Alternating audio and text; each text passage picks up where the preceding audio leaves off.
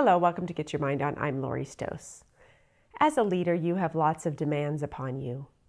All the decisions you make every day, from shareholders to the board to everybody you work with day to day. You have lots of responsibility. And how do you continue to maintain confidence throughout those decisions? Sometimes there's good things that happen, and sometimes there's challenging things every day. We may lose hundreds of thousands of dollars on a decision. We may have low employee morale. We may have a product that has failed. So how do we continue with confidence? Confidence is that foundation for you as a leader. When we go through those tough times, when we're sitting in the time when there's a storm that's happening, for you to be the calm, for you to be the one to step back and be able to lead everyone else through that. Because guess what? They respond the way you respond. So how do you continue to be a leader with confidence? As confidence is something that's important to everyone, sometimes there's that piece of us that, wonders, gosh, why am I here? Well, obviously you've been here because you've been successful for a number of reasons. But there are sometimes that we lack confidence. So let's think about things that you can continue to raise your confidence in. One would be knowledge. If you're lacking some knowledge, sometimes we feel a little bit uneasy if we're not certain. So being able to continue to seek knowledge around different things that you may not be confident in.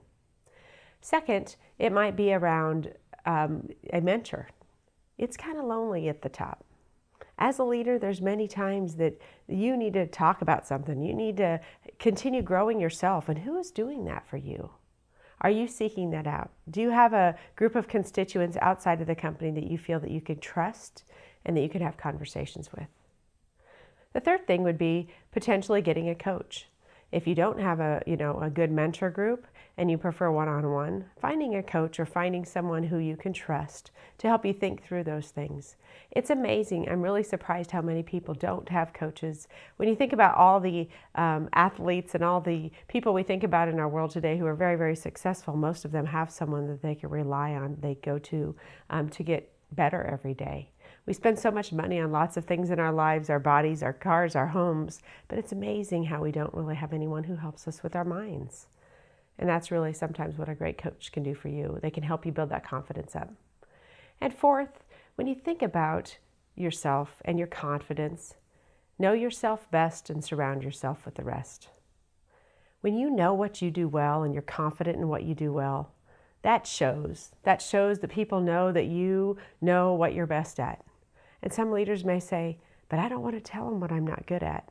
Well, guess what? They already know. They already know the things that we're not good at.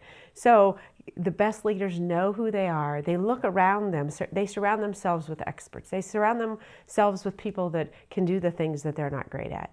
Because guess what? When they do that, that builds confidence in others. When they can show that expertise and delegate and rely on others for that decision-making process, that really gives them confidence. And that builds a great team. Confidence comes from having people follow you, from inspiring others. And when you build teams to do that, that's what's really important. Another key piece of confidence when I talk with some leaders is, but I don't want to be arrogant. Well, there's a difference between confidence and arrogance. Confidence is about truth. It's about reality. It's about understanding what I do best and how I can give. And it's showing up and inspiring others. And when times are tough, they're transparent and they're open and they're honest and they're empathetic. Now, the arrogant side is really more when you see arrogant leaders or you've maybe been around one, really that stems from fear and ego. It stems from being uncertain. And those leaders are the ones who have a tendency to blame others when times get tough and don't take responsibility for themselves. And I've worked with a number of leaders who've said, gosh, I've had that time in my life when I was that. And sometimes we don't know where we're at or when things get tough that we kind of move to that ego versus the confidence level. But we know at the end of the day, our employees need a leader. They need a leader to inspire them and move them to action, because without all of them, we wouldn't be able to accomplish what we need to accomplish. So when you think about this question, I'm confident in the leadership of my company. How do you think your employees feel about that? What would you want them to answer? Now, there's lots of things, of course, that are tied to that.